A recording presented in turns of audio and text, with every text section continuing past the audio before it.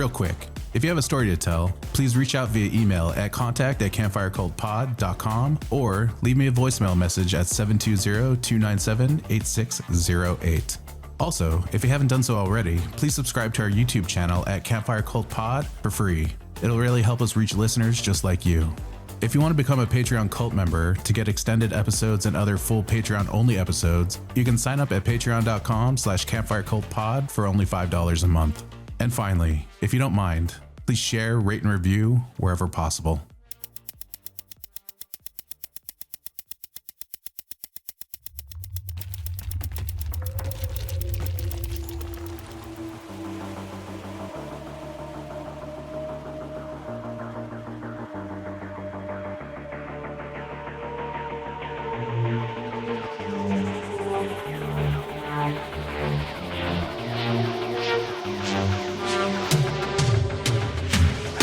Welcome, dear listener, to the Campfire Cult Podcast.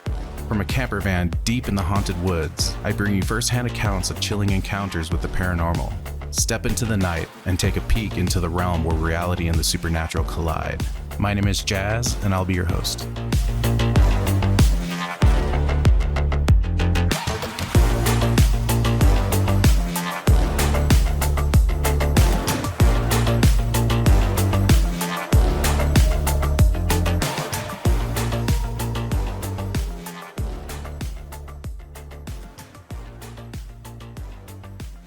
Welcome back, campers.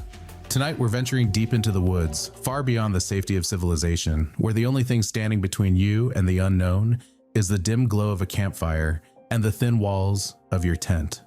This episode is filled with shadowy figures beyond the firelight, eerie whispers in the night, and strange sounds coming from nowhere. We'll also find out some are real monsters that are very, very human. Grab your flashlight, huddle in close, and try not to look over your shoulder, because out here in the wilderness, you're never truly alone. Let's begin. Up first, a guy's camping trip turns terrifying when an unseen creature stalks their camp. Everything I'm recounting in this story is 100% true. I'm not going to try to persuade everyone that this was for certain a skinwalker or anything, but it creeped out everyone involved, including me, a pretty big skeptic when it comes to this sort of thing. It all started in May 2021 when a couple of friends, who I will refer to as Q, R, and S, and I decided to take a guy's camping trip. As a little backstory, Q is my best friend, and S is R's younger brother. We chose a spot we'd been to once before, but when we arrived, we decided to drive another 3 miles past our previous destination. A dirt road wide enough for a decent-sized truck ran through, making it easy to access. Once we settled on a campsite, we realized that there wasn't another soul in the general area for at least a mile. The only sign of other people was the distant sound of gunshots, as shooting was allowed in the area at the time. The only visible wildlife larger than birds were grazing cattle fenced in nearby. One of our main activities for the trip was trapping coyotes for predator control.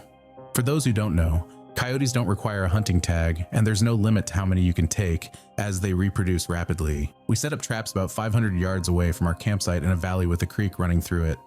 The area seemed to be a natural bottleneck for coyotes, with multiple game trails converging there. Confident we'd catch at least one, we finished setting the traps and headed back to camp. By the time we returned, the sun was beginning to set. Being the middle of May, the heat was intense, pushing 100 degrees Fahrenheit. We were already exhausted from hauling heavy trapping gear, and the heat made it worse. At that point, all we could do was sit in the limited shade and wait for the temperature to drop. A few hours later, the sun finally set and the air cooled. We searched around with our flashlights for dry sticks and sagebrush to use as firewood, the distant sound of cows mooing in the background. Once the fire was lit, we sat around reminiscing, laughing, and enjoying each other's company. After a few minutes of silence, we heard a strange, high-pitched whine. S turned to R and asked, "What was that?" R shrugged and said, "Probably a coyote or something." The sound persisted, and whatever was making it seemed to be getting closer to the fire. Every 10 seconds or so, the creature called out again. At first, we laughed it off, but the more we heard it, the more confused we became. Then, about 40 feet in front of me, the sound called out again. This time, it was silent for only about 5 seconds before we heard the exact same call, this time from only 20 feet behind me. That might not sound terrifying to some, but in that moment, it was chilling. We scrambled to our feet, feeling paranoid. R quickly assembled his .22 rifle. Then, out of nowhere, the creature was back where it started, about 40 feet in front of me again. We were all spooked and confused as to how this was even happening. We decided to follow the noise and see if we could find the source. It seemed to be leading us somewhere, but we weren't sure where. No matter how far we walked, the thing kept a steady distance of at least 40 feet ahead. We reached a cow fence coated in barbed wire, which was difficult to cross. Strangely, the creature had somehow passed through it without making a sound. It continued leading us toward another creek, but just as we reached it, we suddenly heard the sound again, this time from about 50 feet up a nearby hill. No animal could have covered that distance so quickly without making any noise. Shaken by the whole thing, we decided to head back to our tent. As soon as we got up, Q pulled me aside and said he thought he saw something duck down when he shined his flashlight toward the hill. That night, the sound continued circling our tent, whining the entire time. We stayed another night, and the same things happened. No harm came to us, but the experience was deeply unsettling, and we didn't end up catching anything on that trip either. Next, deep in the Idaho wilderness, a group of 10 campers have a terrifying shared experience.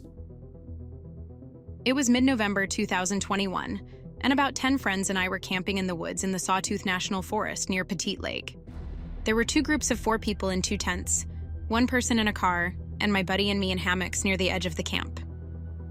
Around 1 a.m., we had all been asleep for about 2 hours when I woke up to my hammock mate panting heavily and yelling my name. Confused, I got up to help him. He was paralyzed with fear. He told me he had an extremely vivid dream of a tall, slender black figure trying to break into his car. In the dream, he had seen this figure decapitate me and the rest of our friends. When he woke up, he saw the figure near the car and all of our heads stuck on sticks throughout the camp. Panicked, he clicked the car alarm button, and the figure began running in circles around the car before stopping and then dashing off into the woods at an unnatural speed. At this point, I was obviously freaked out and immediately felt uneasy. I told him it was just a bad dream and that he needed to go back to sleep.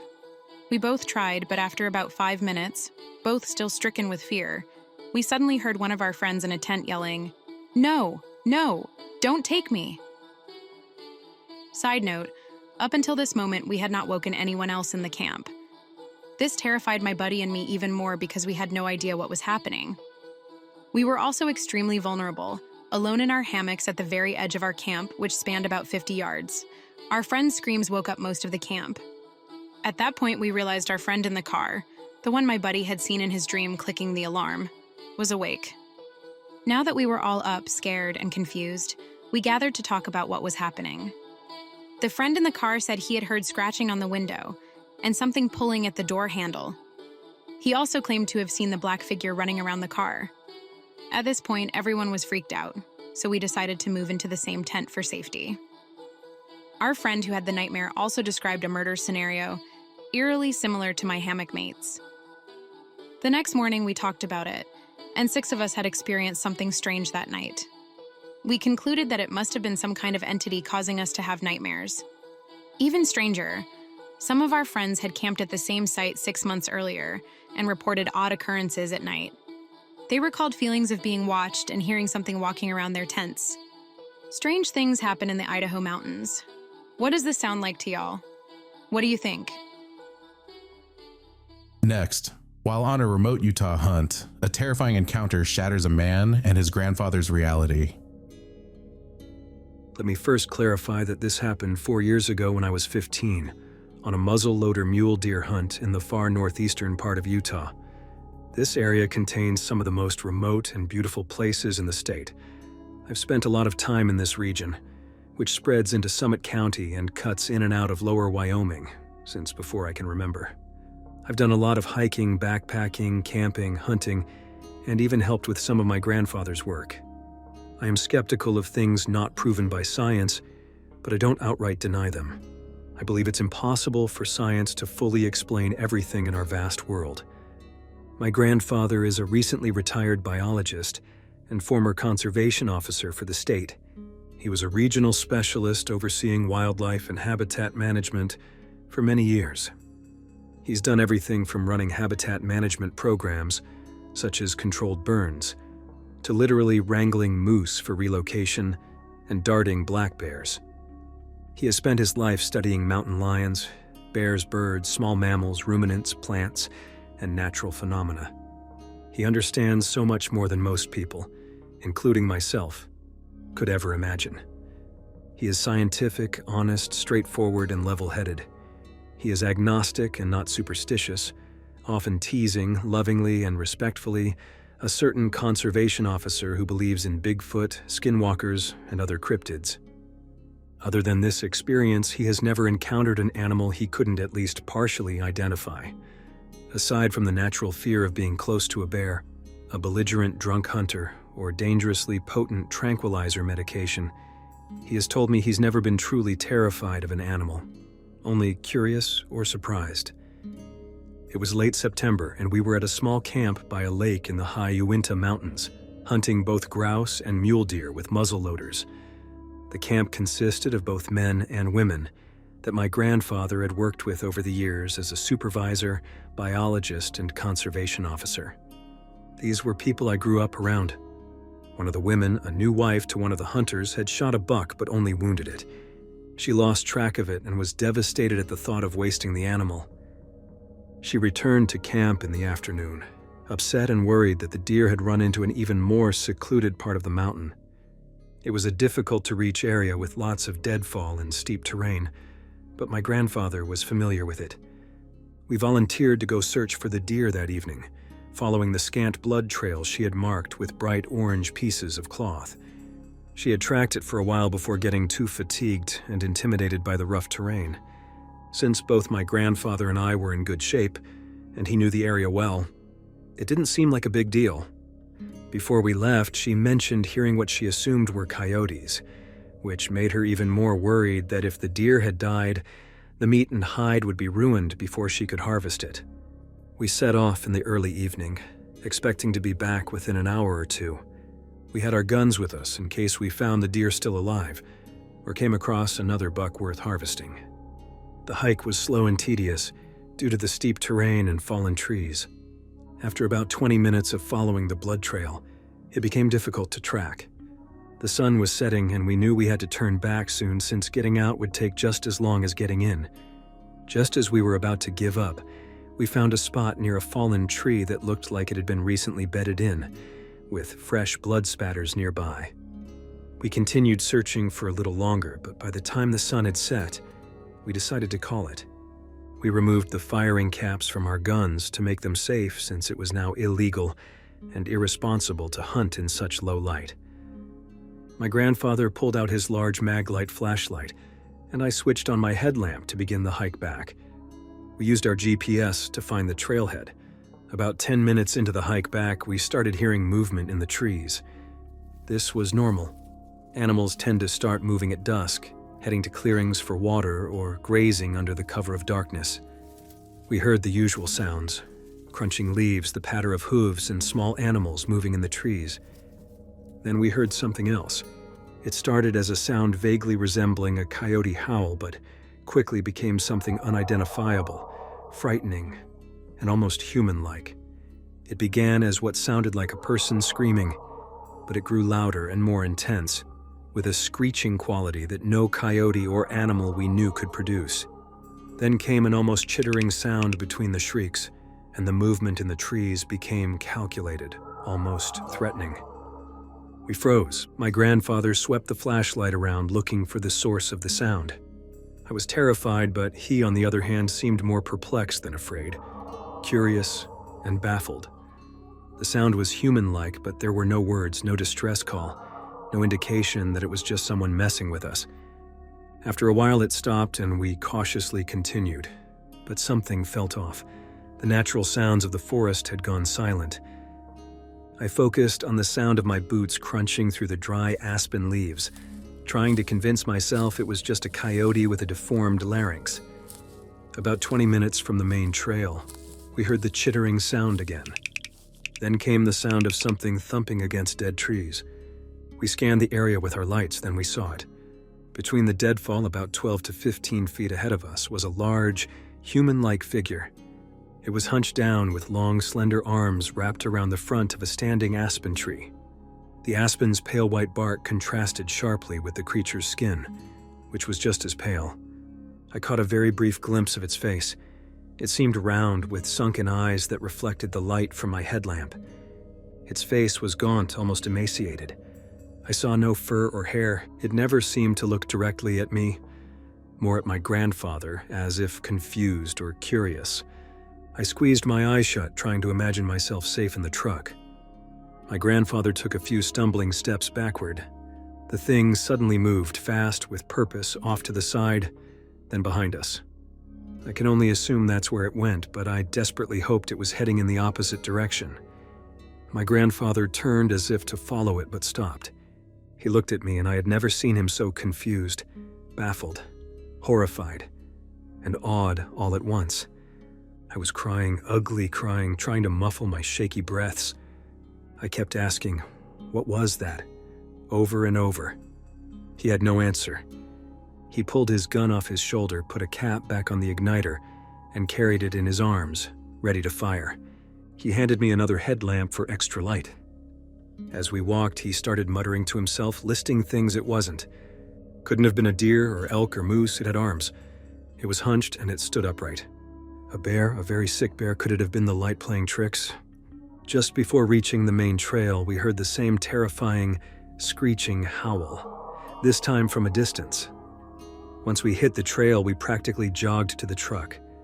I locked the doors immediately and sobbed. My grandfather blasted music as loud as possible, trying to distract me on the drive back to camp. I was a mess when we arrived. He got me settled in my sleeping bag before going to talk with the others by the fire. I don't know exactly what he told them, but the next day everyone was extra kind to me, reassuring me that it was probably just a sick animal that looked scary in the dark. The deer was found the next day, heavily scavenged, probably by coyotes. To this day, my grandfather has no idea what we saw, or what made that sound. I've heard countless animal calls since then. Nothing even comes close to what we heard that night. The scientist in me and in him wants to believe it was just a sick animal in poor light. But I still have no idea what it was, and I hope I never experience it again. Anybody have any ideas what this was? Coming up, a late-night camping trip in Washington takes a terrifying turn. To set things up, I was 19 and my boyfriend was 26 at the time, and we both have extensive experience in the woods. I hiked across the PCT from Ashland to the Bridge of the Gods at the Washington border, which took 6 weeks. I've always enjoyed the outdoors and have never felt unsafe, even when encountering wildlife like bears. My boyfriend grew up in a rural area surrounded by farmland, so he's also very comfortable in the outdoors. We decided to go camping at a lake about 45 minutes from Union Gap, Washington. This region of Washington has an abundance of Native American land, history, and Native people, of course. Not sure if it's relevant, but I thought I'd add it. We arrived at the lake at about 10:45 p.m. As we pulled into the entrance, I immediately got a bad feeling. I have only felt something like this a handful of times in my entire life. I told my boyfriend, "This place is giving me a bad vibe." He dismissed my feelings, saying I was just scared of the dark. As we rounded a curve, I was struck with the realization that I had dreamt about this place before. His car, a Crown Victoria, the specific shape of the road, the way his headlights lit up the trees, it wasn't déjà vu. It was straight out of a dream I had when I was maybe 12 years old. I told my boyfriend, "I've dreamt about this place. Everything about it." I went into more detail, but you get the idea. In my dream, there was a pale, creepy face with reflective eyes staring at me through the trees. I remember running as fast as I could down the road, away from it. My boyfriend considered what I was saying, but ultimately disregarded it. We pulled up to the campsite and set up quickly, maybe 15 minutes. Our tent was up, the fire was going, and my boyfriend had a cigar lit since he's terribly addicted to those nasty things. As we sat around the campfire, he puffed away. And suddenly, we heard this wildly loud screaming. It sounded like a group of college kids drunkenly screaming their asses off, but something about it was off. It didn't sound quite right, and I instantly tried to rationalize the sound. It seemed like it was maybe a mile away, just over a hill, possibly. Moments later, we heard it again, but this time from the opposite direction, and it was closer. Now it was probably only half a mile away. I swear to God, as I listened, I realized that sound was not human. I don't know if it was more distorted and alien-like or if the proximity allowed me to hear it more clearly, but it sounded deeply wrong. We quietly discussed how that sound was not normal.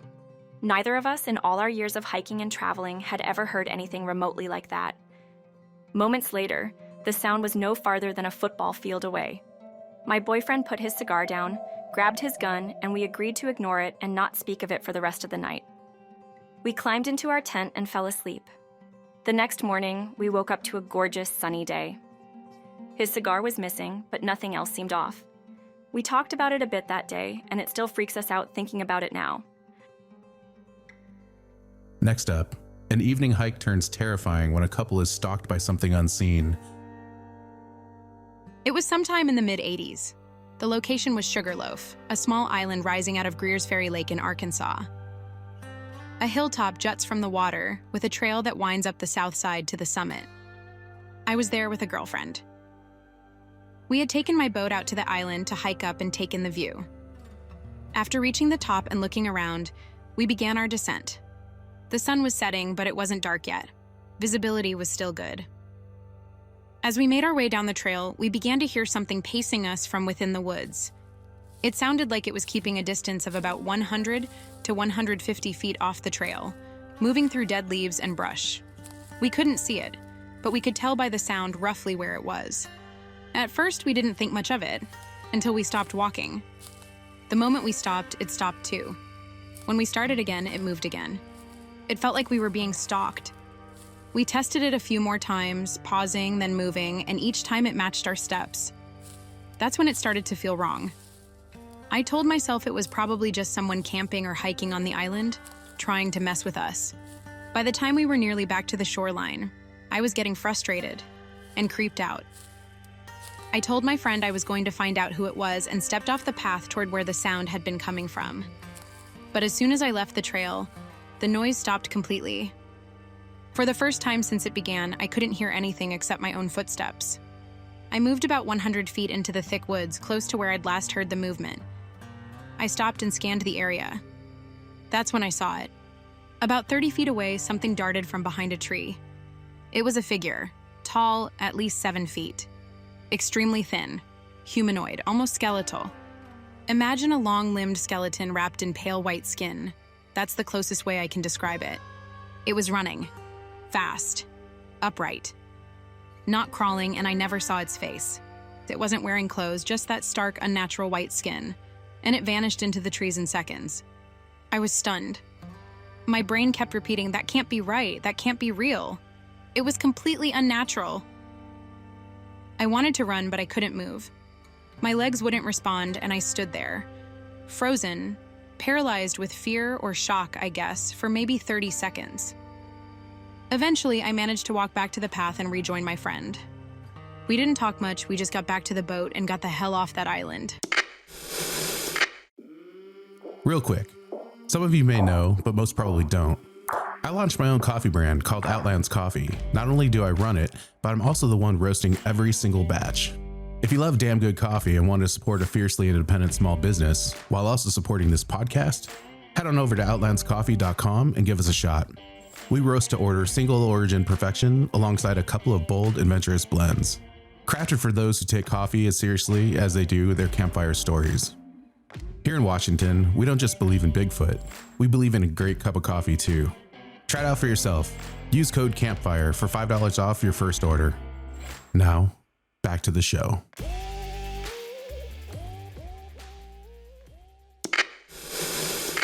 Next up, a couple hears something very odd while on a weekend camping trip. So I've been to this area camping a few times, and in the past, I've always camped at the campgrounds.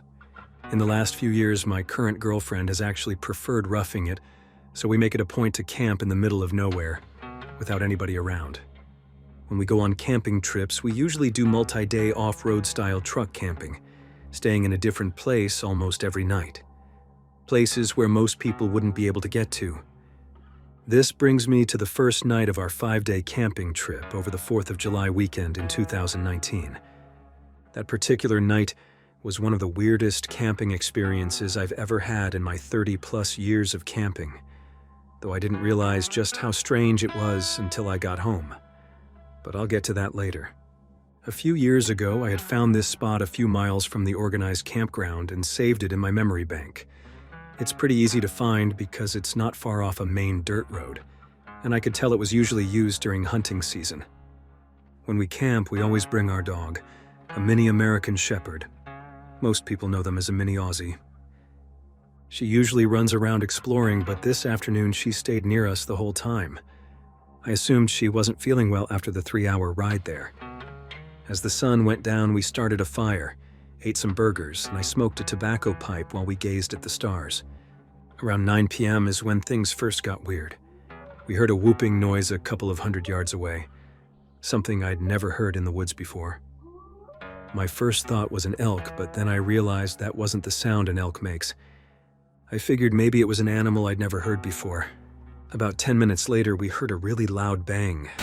My initial reaction was that it was a gunshot from a hunter. I have a lot of experience with all types of firearms, so I immediately knew it wasn't a gunshot. Besides, it wasn't hunting season, and hunting is only allowed during daylight hours. The only way I can describe the sound is that it was like someone hitting a tin roof or metal sheet with a sledgehammer. Just one loud hit, about 100 yards away. I knew there weren't any structures for at least a couple of miles, so by this point, I was getting weirded out. My girlfriend, on the other hand, was just sitting there enjoying the fire, not really worried about anything. Meanwhile, the dog and I were on high alert. A few minutes later, I saw a white light behind my girlfriend in the distance.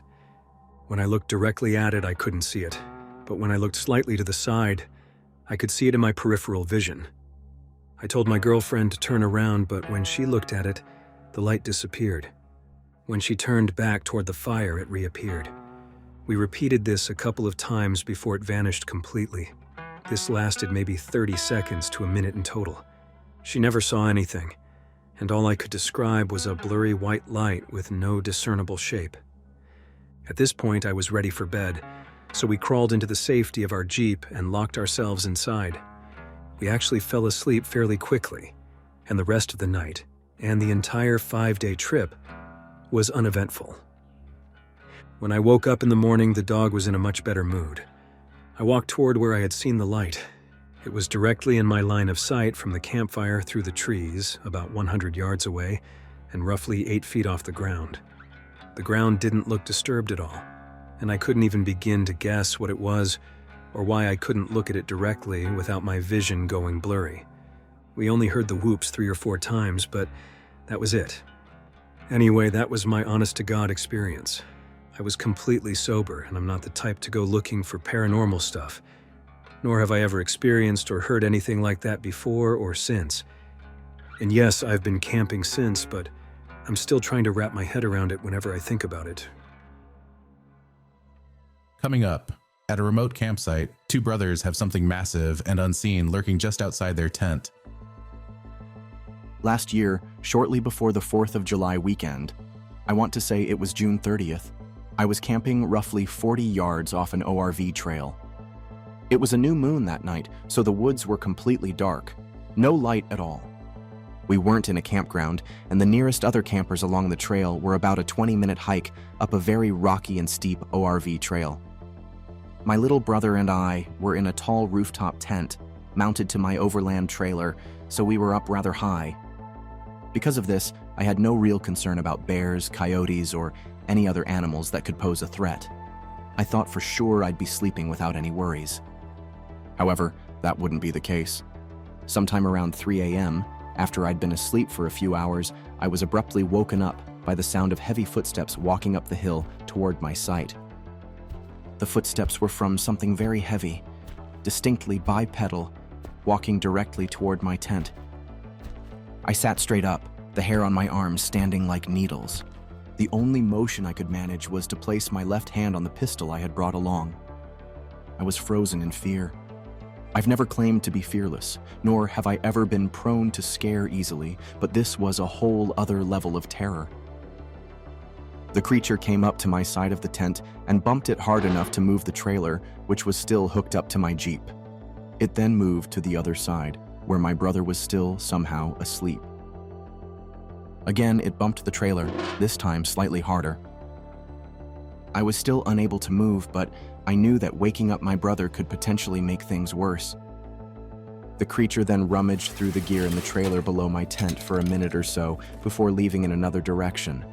As it walked away, I could hear it snapping branches and making other heavy movements. And then, it was gone. I sat upright for a long time before I could relax enough to lay back down. That morning, after barely sleeping, I searched the camp for any signs of intrusion but found none. There were no handprints on my Jeep, which contained our food. However, the gear in the trailer had been moved around and bags were opened, though nothing was missing. I couldn't fathom a human being walking around an ORV trail in pitch black, using night vision gear just to harass campers. No bear would only walk on two paws. And no, I wasn't high or drunk. Something else visited my camp. The scariest thing to consider after all this? My tent's windows were only screened, not fully closed. I can't help but wonder if, in that dark, moonless night, we made eye contact, and I never even knew it. There is definitely something out there in the Uwharrie National Forest. Be careful out there. Next, while on a father and son camping trip, they experienced something unexplainable. I am an avid outdoorsman and love to hunt and camp around the Francis Marion and Sumter National Forest. Back in 2018, I took my young son and dog out to a remote area in the National Forest to test out a new camper shell on my recently purchased truck. We found a secluded area off a dirt road, made dinner, and then packed it in for the night as soon as it got dark. Around 11 p.m., I sat up and looked out the back of the truck because my dog was growling. In the distance, I saw what looked like hundreds of small white balls of light darting around, then hovering for a few seconds before slowly converging toward our campsite. They looked just like the dust orbs you see in videos, but these were producing their own light in the pitch-dark forest. They soon surrounded my truck. Seemed like hundreds of them. They emitted a soft white light and didn't blink. Lightning bugs had been out earlier in the evening, but those were yellow and blinking. After 30 minutes of floating around and concentrating near us, I finally worked up the nerve to open the truck, light a lantern, and just like that, they promptly disappeared. After turning off the light and locking back up, they returned. My son was fast asleep, thank goodness. I watched them until I finally fell asleep around 1 a.m. The next morning, when we tried to leave, the battery was dead in my new truck, but there hadn't been any lights on in the back cab that could have drained power. Has anyone else had a similar experience? Just thinking about them again makes the hair stand up on my neck. Coming up, a quiet night in the redwoods turns eerie when something or someone stalks two campers outside their tent. My wife and I, along with our two fearless chihuahuas, went on our first family camping trip up the California coast and into Oregon. My wife had never camped in a tent before, and neither had the two dogs. I used to be a hardy camper, but middle age takes its toll and that sleeping bag is awfully uncomfortable, even with an air mattress. We drove up from Southern California with our first destination being Humboldt Redwood State Park, just off the coast. It was just a one-night stay before moving on. We managed to snag a camping spot in the Albee Creek campground, which had nice separation between each site. Each campsite had a bear-proof storage box, a campfire ring, and a picnic table. Flush toilets and paid showers were about 50 yards away. Pretty standard. After setting up our four-person tent, dogs are people, you know, we had some time to explore before making dinner over the campfire. Directly behind the tent was an old tree stump, about 3 feet high from a tree that was chopped down long ago. My wife leaned against it and we wondered how long ago it had been cut. Probably a decade or two at least. More on this later. After a fine gourmet steak dinner, you have to live it up, especially since I had Boy Scout acquired cooking skills from my youth. We cleaned up and stored all food in the bear-proof metal container outside. Inside the tent, the two dogs had their little beds between our sleeping bags. Sometime in the middle of the night, around 2 or 3 a.m., I wasn't sleeping well, trying to find a comfortable position, when my wife suddenly nudged me hard and whispered that something was touching her. I quietly rolled over and saw in the dark that something was pressing against her head through the tent wall. As soon as it heard us, it moved away, The movement was probably 6 to 10 inches above the ground. She whispered for me to go outside and see what it was. No way. There was a partial moon that night, so while it was dark, there was just enough light to make out some shapes. I told her to stay quiet and still. She had already shifted slightly away from the tent wall. The 2 dogs who bark at any person, dog, cat, squirrel, possum, or raccoon, were shaking badly and not making a sound. They were curled up between my wife's legs, trying to get inside her sleeping bag. Great guard dogs, huh? After a short while, we heard something moving gently through the leaves. We couldn't tell if it was big or small, but there were no other sounds, no odd smells, just that faint rustling. About 15 to 20 minutes later, I finally worked up the nerve to go outside with my flashlight. Of course, I didn't see anything, but I shone the light around anyway, just in case someone or something was out there. Our closest neighbors were in a camping trailer about 90 to 100 feet away, behind the tree stump I mentioned earlier. I could see it partially between the trees and shrubs, but their lights were off. There were no campsites in the other direction for quite a distance. Across the road, another group was camped about 80 to 100 feet away, but their lights were off as well.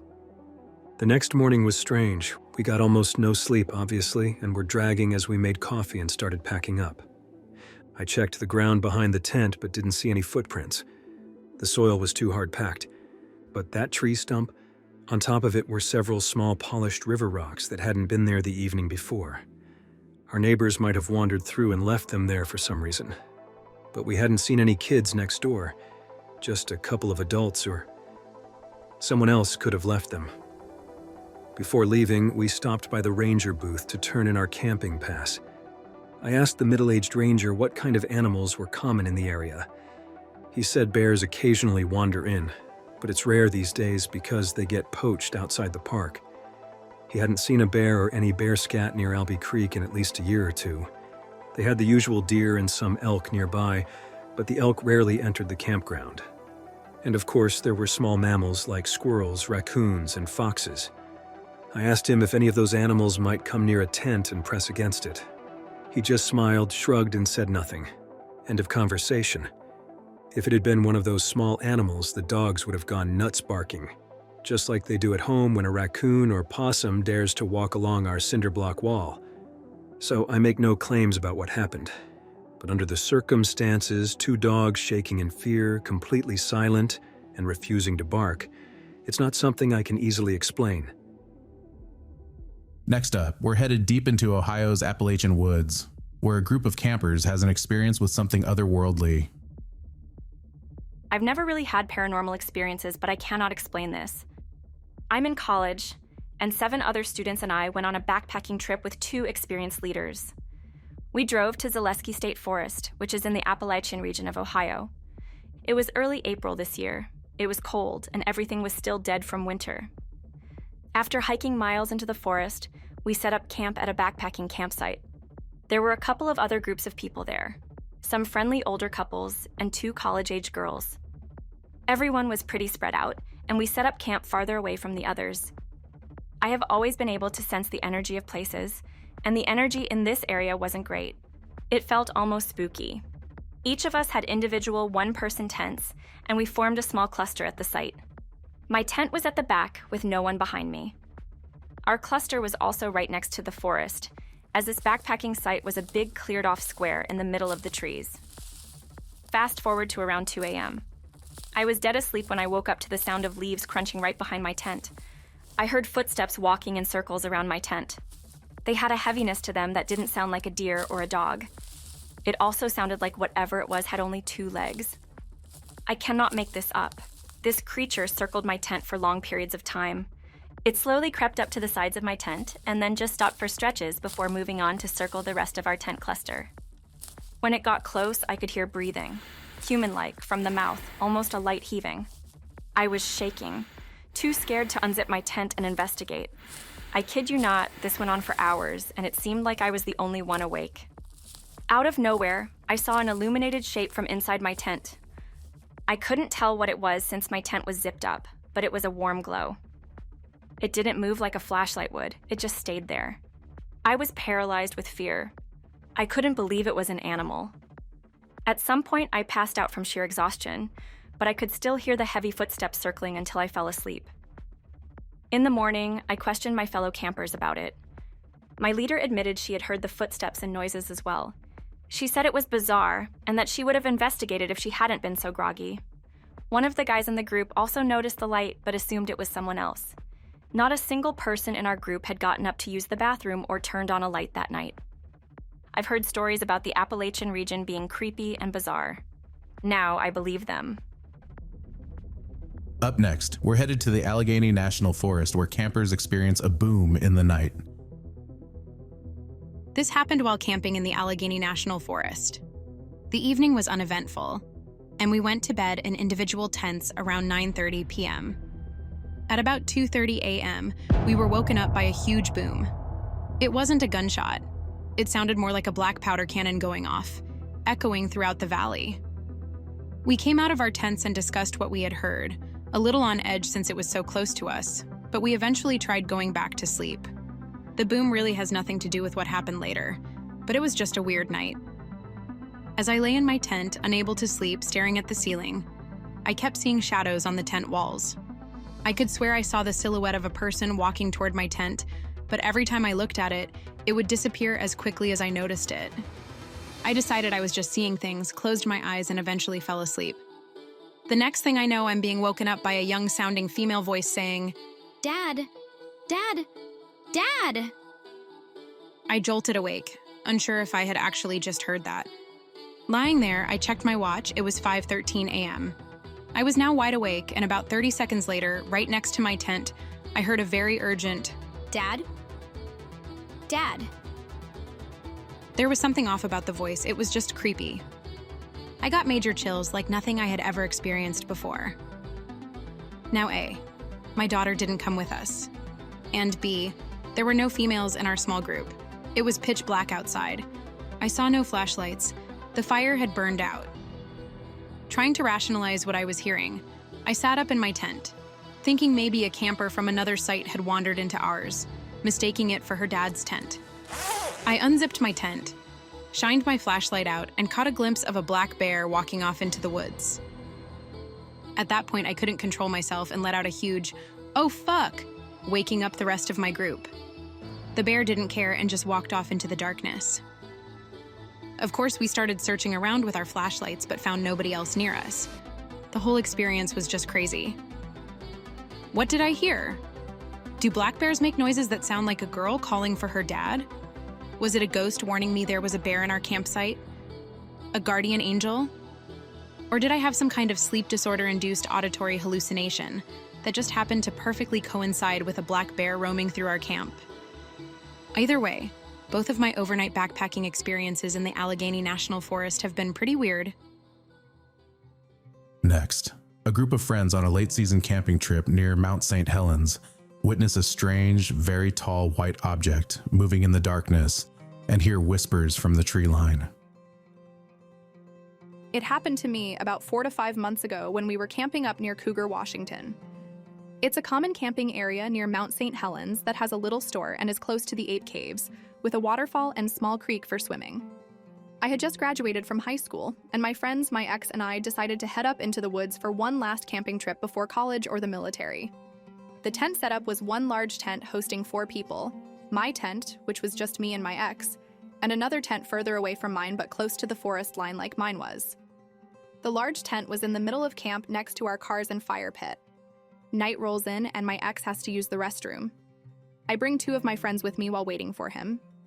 It's pitch black out and the camp store nearby the restroom has long closed. The restroom is next to the store, but there's a big parking lot separating the restroom from the main road. Across the parking lot from me is a single tree and what looks to be a maybe 8-foot white pole I could clearly see in the dark. My friends and I are all staring at this tree, trying to figure out when this pole got there, as we hadn't seen it earlier in the daylight.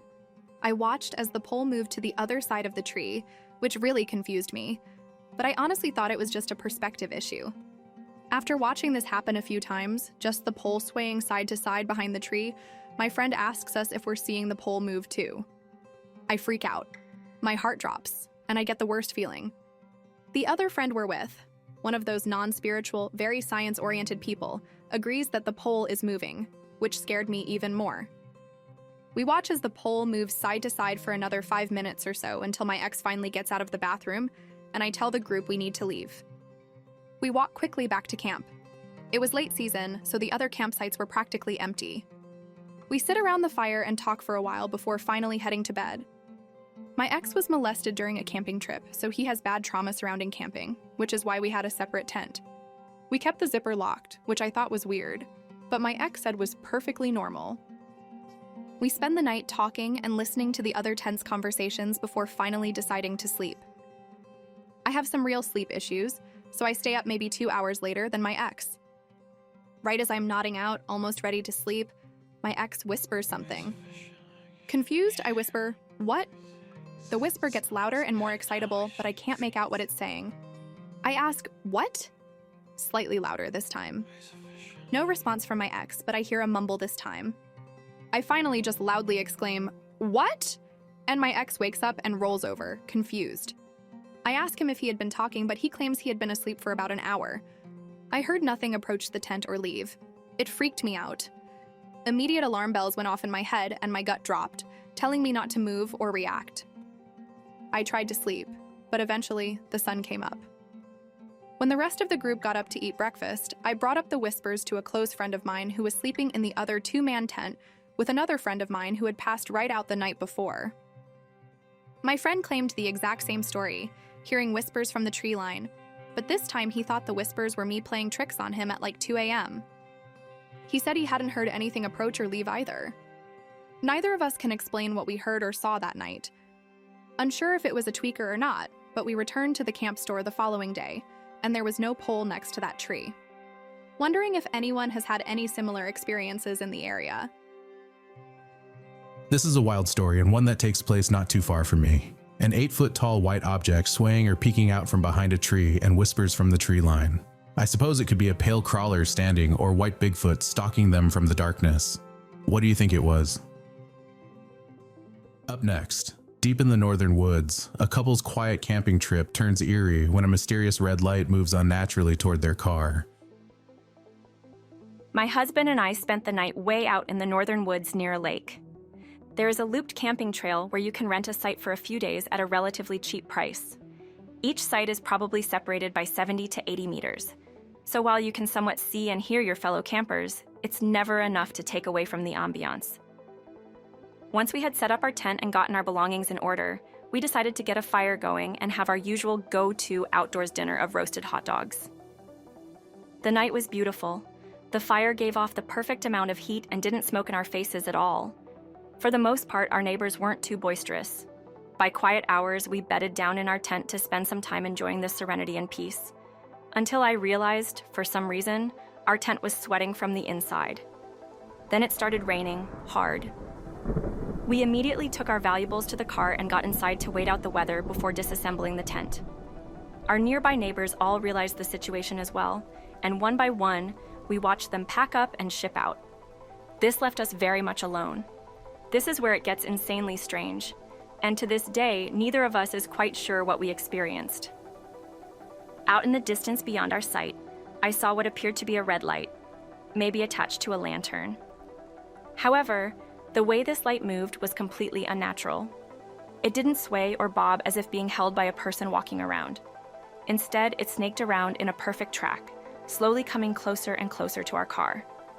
By this time, we had killed the headlights and were just staring at this spectacle with a mixture of awe and horror. At some point, my husband got out of the car and called out into the rain to see if anyone was there. Lo and behold, the light disappeared. This left a deep, bewildering, eerie feeling in my gut. Something didn't feel right at all. Sixth sense, tingling, and everything. At my urging, he got back in the car, and it didn't take long for the light to reappear. By this point, I was ready to leave. Tent be damned. But my husband insisted that if we were going to leave, we had to pack up our tent because he didn't want it stolen. So begrudgingly, I obliged. While he stood watch with a flashlight, I got to work packing us up. I probably got it done in 5 minutes, maybe less. The entire time we were out there, we didn't see the red light. If we had, God, I don't know how I would have reacted. But I'm glad we were able to get our stuff and finally leave. Next, we're headed deep into the Oregon woods where a couple of friends stumble onto a strange campsite. This story took place in August of 2013 in the mountains of southern Oregon. I am a USAF Security Forces airman, military policeman. My girlfriend was at work, and as a swelteringly hot day began to turn into thunderstorms, my buddy Nick, another military cop, and I decided to explore some back roads to escape the heat in town. Southern Oregon is crisscrossed with logging roads, some actively used and many totally forgotten and overgrown. Nick and I spent many of our days off starting on roads we knew, discovering ones we didn't, driving for hours into the mountains, and eventually navigating back to paved roads. On this particular day, with storm clouds building over the mountains, we set off on a road we had never been on and began the drive into the wilderness. After about an hour of driving, we hadn't seen or heard any signs of other people in the woods. We rounded a bend in the thick fir trees and emerged into a meadow, surrounded by dense aspen groves. The meadow was perfectly flat and eerily still. We both noticed the unnatural silence almost immediately. No birds, barely any insect noise, no squirrels, and certainly no other people. On the far side of the meadow, right at the edge of the tree line, stood a picnic table. It was an odd sight. The table was painted bright orange and was much larger than a typical picnic table you'd find in a park. Commenting on how strange it was, Nick drove through the meadow to get a closer look. I remember feeling uneasy as we approached. The whole scenario felt off. The overwhelming silence of the aspen grove was unsettling, and the trees were so densely packed that it was nearly impossible to see far into them. When we parked by the table, I hopped out of the passenger seat to inspect it. I'm not very tall, only about 5 feet 5 inches, but the table was ridiculously oversized and practically unusable. The seats were nearly at chest level, meaning I would have to climb up just to sit on them. As I examined the table, Nick called me over to the truck. He was staring into the aspens. At first, I couldn't see what he was looking at, then I spotted it. A splash of color out of place in the thick trees. A small one-man tent was set back about 50 feet from the strange table. A deep sense of dread hit me instantly. I felt certain someone was inside the tent, and if we could see them, they could see us. This was not a designated campground. There were no main roads for miles. Anyone camping here had to be unusual at the very least. But as we watched the tent, we saw no movement and heard no sound. Nick suggested I call out. I didn't want to, but I did. "Hey, anyone in there?" I yelled. No reply. Feeling on edge, we debated leaving the area. Then we started worrying. What if there was a body in the tent? What if someone had been kidnapped? It sounded ridiculous, but the thought lingered. After some debate, we decided to be cautious. Nick turned the truck around so we could leave quickly if needed. With my heart pounding, I started walking toward the tent. My senses were on full alert. As I reached the campsite, several things stood out immediately. Backpacks were scattered everywhere. There was no fire, no wood collected, nothing that suggested actual camping. Then I saw the tent. It was full of backpacks and women's clothing. A wave of dread washed over me. I turned to leave and tell Nick what I had found. That's when I heard him start yelling, "Let's go, let's get the fuck out of here." I ran back toward the truck, confused and panicked. As I broke through the trees, I saw a beat-up old Ford Taurus blocking the road. 3 people were inside, 2 men in the front. A third figure slumped against the window in the back. Nick floored the gas. As we sped across the meadow, the driver of the Taurus tried to cut us off. Nick swerved around them and accelerated down the road we had come from.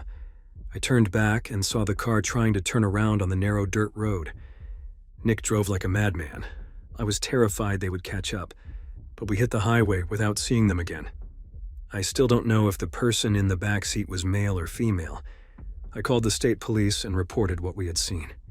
They said they would send a trooper to check it out. The next day, a trooper called me back. The campsite was gone, the backpacks, the women's clothing. Everything had vanished. But he could tell people had been there.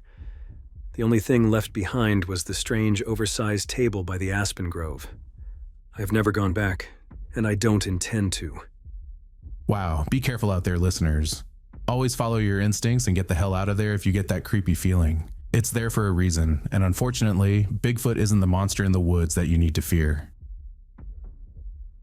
Coming up next, we have another encounter with a very human monster.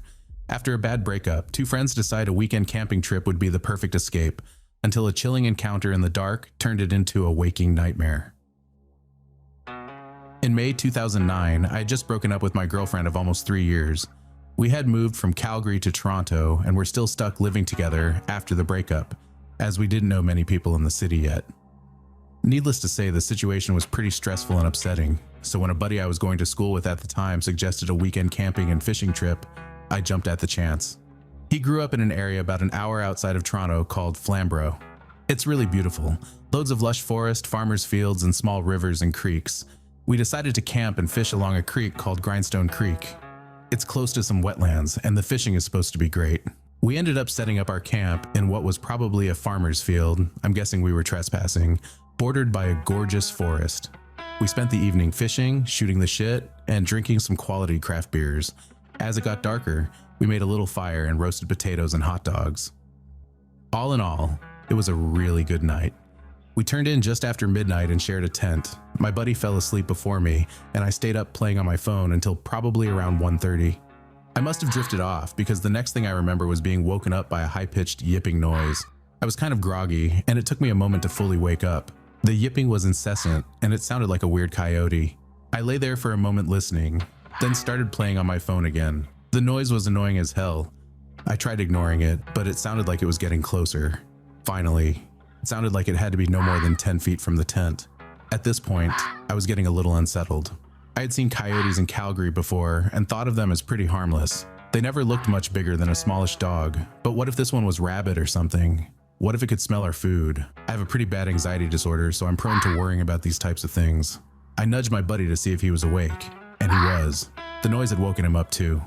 We discussed what to do about the coyote, as we hadn't brought anything to scare off critters. Finally, he decided he would shine the flashlight on it and holler a lot, hopefully scaring it off. He unzipped the tent, and I watched him point the flashlight out into the darkness. I'll never forget what happened next. His legs suddenly went all wobbly and he sort of stumbled backward into the tent. He had a really dumbfounded look on his face when he looked at me and babbled, "It's not a coyote. It's a dude. It's some weird dude." Normally, I would have thought he was messing with me. I'm a huge wimp and scare easily. I won't even watch horror movies.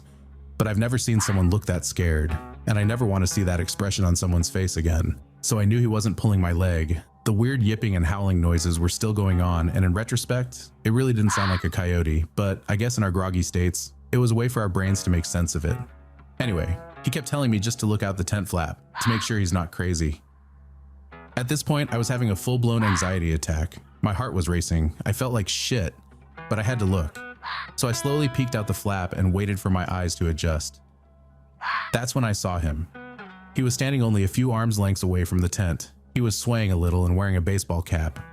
What made it awful, though, what was really creepy, was that he was wearing women's lingerie.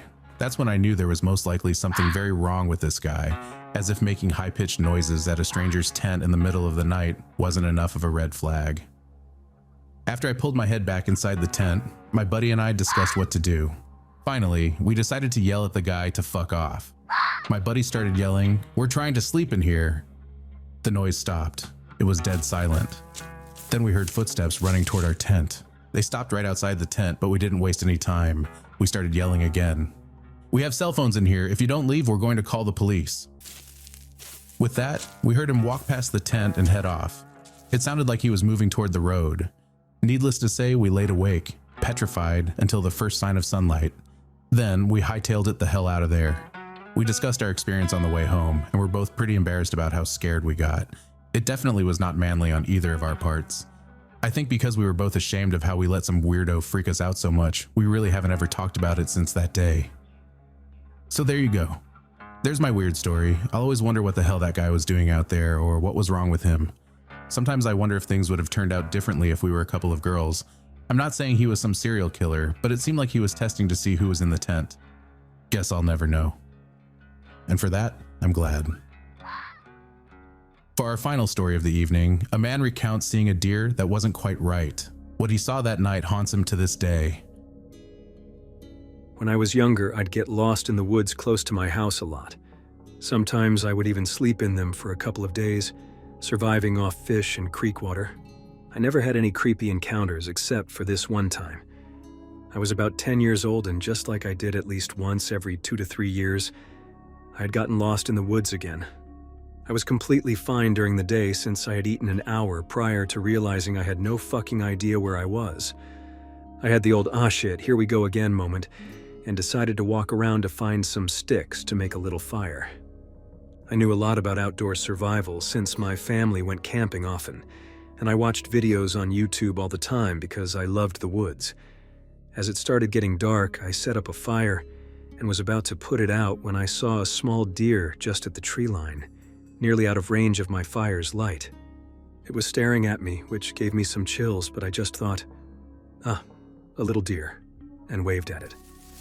The deer scurried off into a bush behind it, disappearing from view. Then I heard twigs snapping. Suddenly, a much larger deer emerged from the same bush, where the smaller one had just disappeared. At this point, I knew something was off. I stood up and stared at the deer as it stared back at me, mentally preparing myself for the idea that this thing could run at me. I was a little kid, what else was I supposed to think? The deer started walking toward me. I backed up a little and crouched down, but as it kept getting closer, I kept backing up. That's when I looked down and realized this fucker had a hoof directly in the fire, and it wasn't reacting to it at all. This creeped me the fuck out. Its fur was burning and I could see its skin starting to char, but it just didn't react. I immediately bolted. I could hear it coming behind me, not really running, but fast enough to keep up with my little legs. I came over a small hill and jumped down into a bush, trying to hide from it. That's when it happened, the scariest shit I've ever seen in my entire life. And I remember it so vividly. The deer's silhouette appeared against the moonlight. As I stared at it, the deer let out this blood-curdling call, something I've never heard from another animal before. Then all of a sudden, the silhouette started caving in on itself. I could hear bones snapping and flesh ripping. The thing just kept getting smaller, and then suddenly it got much bigger. I closed my eyes, I just couldn't watch anymore. When I opened them, a man was standing where the deer had been, or at least the silhouette of a man. He looked around and then started calling out in this creepy, almost distorted voice. "Hello, hello? Hello, hello? Hello? Hello? Hello? Hello?" He repeated it for about 10 minutes. Hello? I just sat there in silence, refusing to answer whatever the fuck was standing just a few meters above me. Then the man simply walked off into the trees. I heard that same awful snapping noise again before it eventually faded away. I didn't sleep that night. I stayed hidden in that bush, terrified that this thing was still lurking around, waiting for me to appear again. Once morning came, I walked in a straight line until I reached a road I recognized. Then I ran home. I never told my family about it. I feared they wouldn't take me seriously. But I was terrified and I never went into the woods again. Whenever my family went camping, I begged them not to go and stayed home. That incident happened 15 or 20 years ago, and I still remember that silhouette. I still remember the sound of those bones snapping. And I still have no idea what I witnessed. That's all for tonight, dear listeners. And please remember, if you want to support this podcast and love a damn good cup of coffee, head on over to outlandscoffee.com and use code Campfire for $5 off your first order and give us a try. If you want to become a Patreon cult member to get extended episodes and other full Patreon-only episodes, you can sign up at patreon.com/campfirecultpod for only $5 a month. Until next time, I'll be leaving you in the dark where whispers linger and shadows dance. Stay wary, sleep well, and beware the whispers in the night.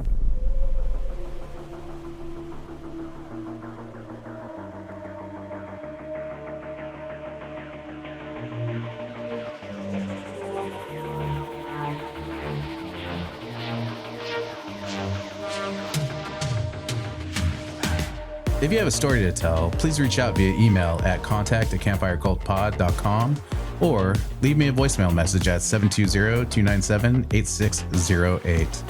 You can follow us anywhere on social media at Campfire Cult Pod and online at campfirecultpod.com.